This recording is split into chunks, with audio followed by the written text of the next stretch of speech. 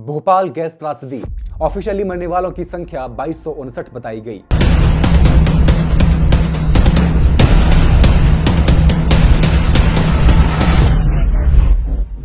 दो 2006 में एक सरकारी हलफनामे में कहा गया कि 2 सप्ताह के भीतर 8000 लोग मर गए। आंकड़ा कम है, लोग आज तक मर रहे हैं, पीढ़ियां अपाहिज पैदा हो रही हैं।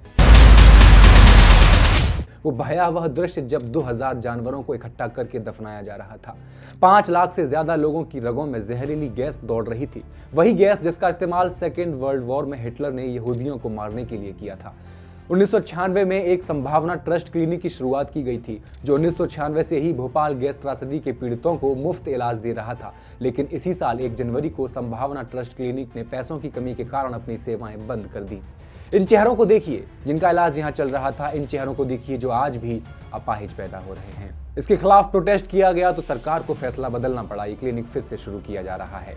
ये त्रासदी हुई थी 1969 में, तब इसका सैकड़ों टन कचरा इकट्ठा हो गया था। इस कचरे में से 2015 में 10 टन जलाकर इसको खत्म करने की कोशिश की गई, लेकिन इस कचरे के धुएं ने भारी तबाही का मंजर पैदा कर दिया। ऐसा ही कचरा आज भी 300 टन से ज्यादा वहीं पड़ा हुआ है, जिसे भोपाल से 250 किलोमीटर दूर जलाने की बात चल रही है। स्टोरीज अनटोल्ड में जानेंगे कैसे मची इतनी बड़ी तबाही, कौन था जिम्मेदार, और जब इसका कचरा जलाया जाएगा तो कितनी बड़ी तबाही मच सकती है। भोपाल गैस त्रासदी की वो कहानी जो समय के दायरों में खो गई थी, चीख चीख कर कह रही है इंसाफ चाहिए।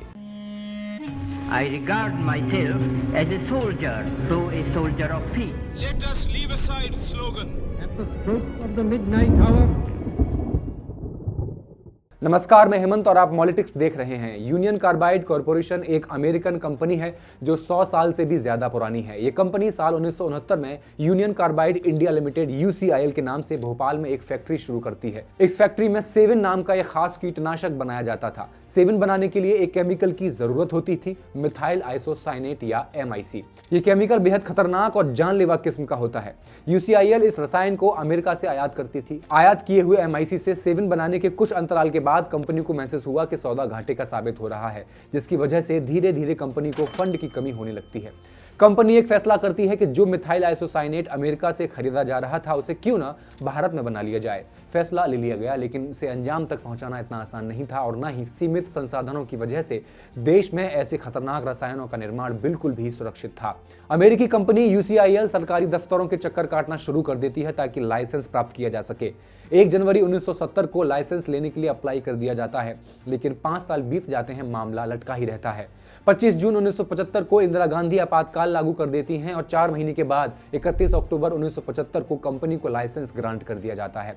सवाल है 5 साल तक लाइसेंस क्यों लटका रहा? तो जवाब है कि MIC बनाने की मशीन्स भारत में उपलब्ध थी ही नहीं। कंपनी उन्हें अमेरिका से मंगा रही थी और मिनिस्ट्री ऑफ इंडस्ट्रियल डेवलपमेंट को लग रहा था कि ये मशीन्स हैं, वो कचरा है जो अमेरिका में अब किसी काम का नहीं बचा है, इसलिए इस कचरे को इंडिया में डंप किया जा रहा है। RK शाही उस वक्त मिनिस्ट्री ऑफ इंडस्ट्रियल डेवलपमेंट में डिप्टी डायरेक्टर थे। वो द हिंदू से कहते हैं, हम जानते थे कि डिस्कार्डेड टेक्नोलॉजीज भारत भेजी जा रही थी, ये पुरानी थी और US में किसी काम की नहीं थी, लेकिन इन्हें हमारे देश भेजा जा रहा था। लाइसेंस ग्रांट होने के बाद chief judicial magistrate Mohan Tiwari ने कहा था, भारत सरकार और वैज्ञानिकों की टीम को वर्जीनिया अमेरिका स्थित प्लांट का दौरा करने की अनुमति कभी नहीं दी गई थी। बचाव पक्ष की ओर से कोर्ट के समक्ष वर्जीनिया और भोपाल स्थित 2 प्लांट के बीच समानता को प्रदर्शित करने वाला कोई ब्रोशर या कोई अन्य दस्तावेजी सबूत भी पेश नहीं किया गया था। एक सेफ्टी प्लान के साथ UCIL को MIC बनाने की अनुमति दे दी गई थी, लेकिन कंपनी बिना सेफ्टी प्लान के ही MIC का निर्माण करना शुरू कर देती थी, जिसका पहला नतीजा हुआ था 1981 में। एक कर्मचारी की MIC के संपर्क में आने से मौत हो गई थी।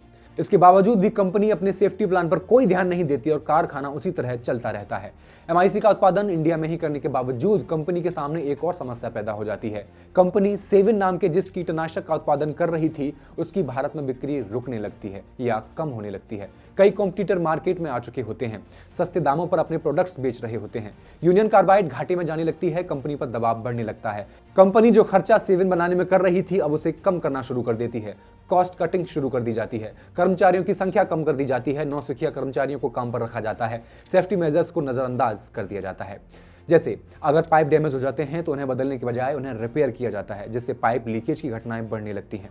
इस कारखाने में कुछ भी सही नहीं हो रहा था। लाइसेंस ग्रांट करने से लेकर यहां तक कि इस कारखाने में काम करने वाले कर्मचारियों को भी ये नहीं पता था कि जिस केमिकल के साथ वो सुबह शाम खेल रहे हैं वो इतना खतरनाक है कि उसका एक पार्टिकल शरीर में चला जाए तो 7 पुश्तें अपाहिज पैदा हो सकती हैं। न कर्मचारियों को पता था, न भोपाल के निवासियों को इसकी जानकारी थी। और जो कुछ लोग इसके बारे में जानते भी थे वो विरोध में उतर रहे थे। सबसे पहले क्षेत्र के ट्रेड यूनियनों ने इसका विरोध करना शुरू कर दिया, लेकिन बिना देर किए यूनियन नेताओं को उनकी नौकरियों से हटा दिया जाता है और उनकी मांगों पर कोई ध्यान नहीं दिया जाता। इनके अलावा एक शख्स और था जो इस कंपनी पर नजर गड़ाए बैठा था। ये शख्स था राजकुमार केसवानी। राजकुमार केसवानी पेशे से पत्रकार थे और इस कंपनी में 1981 में मारे गए मजदूर मोहम्मद अशरफ के दोस्त भी थे। मोहम्मद अशरफ की मौत के बाद जब राजकुमार केसवानी ने इस कंपनी की अंदर की जानकारी निकाली तो उन्हें पता चला कि इस कंपनी में फॉस्जीन नाम की गैस का इस्तेमाल भी किया जा रहा है। Phosgene gas. राजकुमार को रसायनों के बारे में कोई खास जानकारी नहीं थी, लेकिन फॉस्जीन गैस के बारे में उन्होंने कहीं सुना था, कहीं पढ़ा था। इसी गैस का इस्तेमाल हिटलर ने किया था सेकेंड वर्ल्ड वॉर के दौरान यहूदियों को मारने के लिए। भोपाल की करीब 20% आबादी यूनियन कार्बाइड के प्लांट के पास रहा करती थी। राजकुमार ने खतरे की गंभीरता को समझते हुए इस पर एक रिपोर्ट लिखी जिसकी हेडलाइन थी, बचाइए हुजूर इस शहर को बचाइए। अपनी रिपोर्ट में उन्होंने बताया कि कैसे वहां कोई आपदा आ सकती है। उन्होंने मुख्यमंत्री और यहां तक कि सुप्रीम कोर्ट को भी पत्र लिखा, लेकिन कोई जवाब नहीं मिला। फिर वही हुआ जिसकी भविष्यवाणी पत्रकार राजकुमार केसवानी कर चुके थे। 2 दिसंबर की रात और भोपाल शहर की रगों में जहर दौड़ने लगता है। जो जहां था रुक जाता है, गिर जाता है, और गिरता है तो उठता नहीं। हर तरफ एम्बुलेंस की चीखें और इनके तले दबी भोपाल की कराह दुनिया भर में सुनी जा रही थी। कैसे हुआ ये सब? कौन जिम्मेदार था? MIC बनाने के लिए उस प्लांट में 3 विशाल टैंक हुआ करते थे जो जमीन के अंदर मौजूद थे। इनमें से 2 टैंक में MIC फ्लूइड स्टेट में भरा जाता था, वहीं तीसरे टैंक को इमरजेंसी के लिए खाली रखना होता था। सेफ्टी के लिए यह सुनिश्चित किया जाता था कि किसी भी टैंक को 60% से अधिक नहीं भरा जाएगा। एक दूसरा इंपॉर्टेंट सेफ्टी मेजर था कि MIC को पानी के कांटेक्ट में आने से भी बचाना होता था, क्योंकि MIC और पानी की रिएक्शन होती थी और वहां से हीट निकलती थी जो टैंक को तबाह कर सकती थी और लीकेज की आशंका उससे बढ़ सकती थी। यहां तक कि MIC को हवा के संपर्क में भी आने से बचाना होता था, क्योंकि हवा में भी ऑक्सीजन होती थी और नमी होती थी। इससे बचने के लिए हर टैंक में MIC को प्रेशराइज्ड नाइट्रोजन से ढक दिया जाता था ताकि ये अपनी जगह पर सुरक्षित रह सके। टैंकों का दबाव और तापमान नियमित रूप से जांचा जाता था। ये तीनों टैंक एडजेसेंट थे और हर टैंक से 2 पाइप जुड़े हुए थे। एक पाइप टैंकों से जहरीली गैसों को निकालने के लिए था और दूसरा पाइप टैंकों को नाइट्रोजन से भरने के लिए।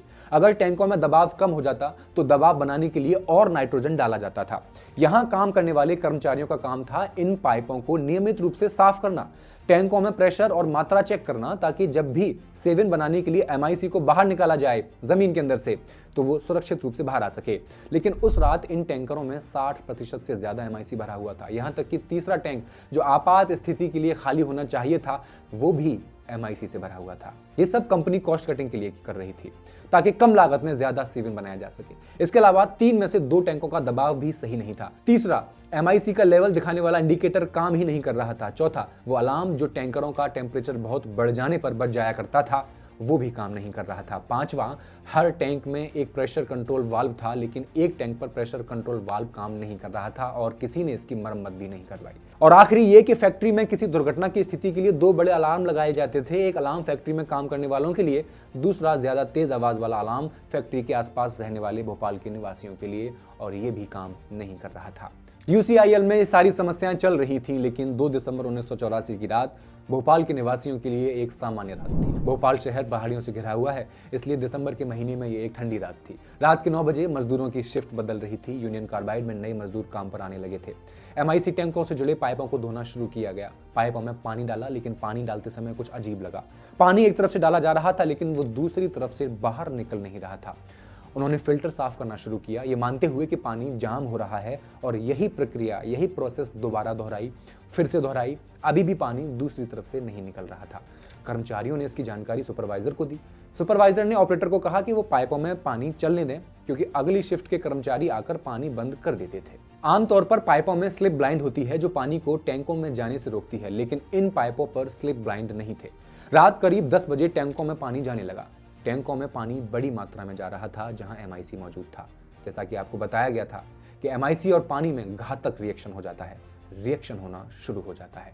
टैंकर्स के अंदर गैसों का बादल बनने लग जाता है। कारखाने में मौजूद कर्मचारियों की आंखों में जलन होना शुरू होती है। वो टैंक का प्रेशर चेक करते हैं। प्रेशर सामान्य से थोड़ा ज्यादा था। टैंकों में तापमान पैमाने से बाहर था। अधिकतम 25 डिग्री सेल्सियस या 77 डिग्री फ़ारेनहाइट से अधिक, और टैंक में दबाव 280 किलो पास्कल 40 psi पर इंगित किया गया था। लेकिन उन्होंने इसे सुरक्षित मान लिया। जब उनकी आंखें जलना बंद नहीं हुई तो उन्हें लगा कि कहीं रिसाव है और वो उसे खोजने लगे। तभी एक कर्मचारी को एक टपकता हुआ तरल पदार्थ मिला। कर्मचारी ने अपने सुपरवाइजर को बताया। सुपरवाइजर ने इस गैस रिसाव को गंभीरता से नहीं लिया। उसने अपने कर्मचारियों से कहा कि आप टी ब्रेक ले लें, उसके बाद इसकी जांच करेंगे। कर्मचारियों को टी ब्रेक के दौरान गंध तीखी आने लगी। उनकी आंखें भी अब बुरी तरह जल रही थी और उन्हें खांसी भी आ रही थी। अब करीब 1:45 बजे का समय था, 12:45। कर्मचारियों को एक बड़ी दुर्घटना होने का एहसास होने लगा था। प्रेशर रीडिंग बहुत ज्यादा थी और टैंक में दबाव बढ़ता जा रहा था। टैंक भूमिगत थे जिनके ऊपर का कंक्रीट टूट रहा था। कुछ घंटों पहले पाइपों को धोने के लिए जो चालू किया गया पानी था, आखिरकार उसे अब बंद कर दिया गया। लेकिन दुर्भाग्य से तब तक बहुत देर हो चुकी थी और एक टैंक से जहरीली गैस भोपाल की हवा में घुल रही थी। ये गैस स्क्रबर सिस्टम से होकर हवा में निकल रही थी। गैस स्क्रबर सिस्टम में एक ऐसा सिस्टम है जो हानिकारक गैसों को नष्ट कर देता है, लेकिन उस समय वो स्क्रबर बंद था। आसपास के मजदूरों ने निकल रही गैस पर पानी छिड़कने की कोशिश की, लेकिन जिस जगह से गैस निकल रही थी वो ऊंचाई पर था, इसलिए पानी उस तक पहुंच नहीं सका। उस समय रात के 1 बज रहे थे। वहां मौजूद लोगों को एहसास हो गया था कि अब स्थिति नियंत्रण के बाहर जा रही है। वहां मौजूद सभी मजदूर और अन्य लोग फैक्ट्री से बाहर निकलने लगे। रात 2 बजे तक पूरे भोपाल शहर में दहशत का माहौल था। हर तरफ अफरा तफरी मची हुई थी। गैस शहर के ज्यादातर हिस्सों में फैल चुकी थी। घरों में लोगों का दम घुटने लगा था। घरों के खुले दरवाजों से होकर गैस दाखिल हो रही थी। लोग घरों में सोते सोते मर रहे थे। गैस की चपेट में आने के बाद जो लोग बचे उन्हें अस्पतालों में ले जाया गया, लेकिन डॉक्टरों को कुछ समझ में नहीं आ रहा था कि चल क्या रहा है। कुछ डॉक्टरों ने मरीजों को ऑक्सीजन दे दी, लेकिन ऑक्सीजन की एक बड़ी मात्रा इस गैस के साथ रिएक्शन करती है क्योंकि उसमें नमी होती है, तो कई मरीज अस्पताल में ही दम तोड़ रहे थे। अगली सुबह तक हजारों लोग मर रहे थे। सड़कों पर इंसान और जानवरों की लाशें बिखरी पड़ी थी।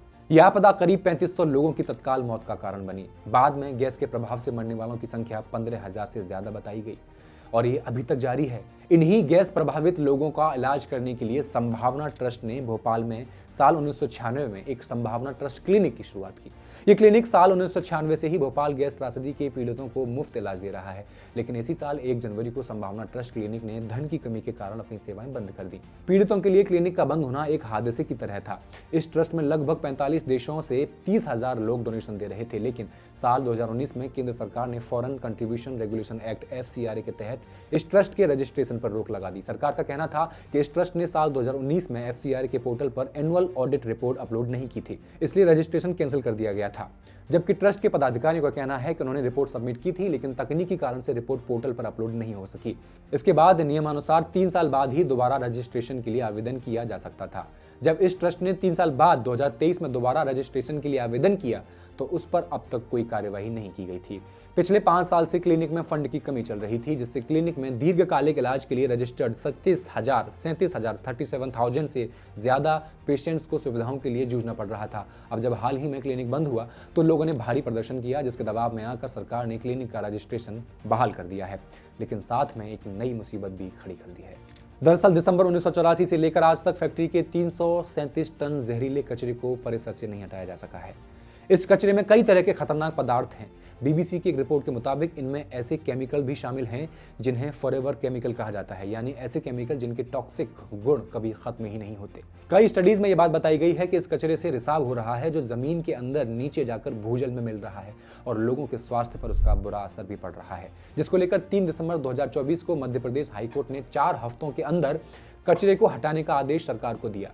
सरकार ने कोर्ट के आदेश से इस कचरे को हटा तो लिया है, लेकिन इसे भोपाल से करीब 230 किलोमीटर दूर ले जाकर पीथमपुरा में एक विशेष भट्टी में जला रही है, जिसको लेकर एक्टिविस्टों का मानना है कि सरकार कचरे का खात्मा सुरक्षित तरीके से नहीं कर रही है, जिससे एक और त्रासदी की आशंका बनी हुई है। क्योंकि जब साल 2015 में भोपाल गैस त्रासदी के 10 टन कचरे को ट्रायल के दौरान पीथमपुरा में जलाया गया था, तो पीथमपुरा के आसपास के जल स्रोतों में गंभीर रूप से प्रदूषित होने की बातें सामने आई थी। संयंत्र से निकलने वाले गैस और जहरीले कचरे के कारण स्थानीय लोगों में कई बीमारियां भी फैल रही थी, जिसके बाद अब ये सवाल उठने लगा है कि इसकी जिम्मेदारी कौन लेगा अगर 300 टन से ज्यादा कचरे को जलाया जाता है और उसके अवशेषों से निकलने वाला जो धुआं है, जो जहर है, वो पीथमपुरा उसके आसपास के भूजल को प्रदूषित नहीं करेगा। इस भट्टी से 3 से 9 महीने के बीच लगातार जहरीला धुआं निकलेगा, जो इस भट्टी के आसपास रहने वाली 1 लाख से अधिक की आबादी के लिए त्रासदी बन सकता है। बेहतर विकल्प यह होता कि यूनियन कार्बाइड कंपनी को ही कहा जाता कि वो स्टेनलेस स्टील के डिब्बों में इस सारे कचरे को ले जाती, जैसे साल 2003 में ब्रिटिश कंपनी यूनिलीवर को कहा गया था कि वो तमिलनाडु की कोडाईकनाल झील की प्रदूषण के लिए जिम्मेदार 290 किलो पारे को अमेरिका ले जाए, और कंपनी ने ऐसा किया भी था। तो इस मामले पर ऐसा क्यों नहीं किया जा सकता? आपके क्या विचार हैं इस टॉपिक पर? हमें कमेंट सेक्शन में लिखकर जरूर बताएं। वीडियो अच्छा लगा हो तो शेयर करें और मॉलिटिक्स को सब्सक्राइब करना ना भूलें। शुक्रिया।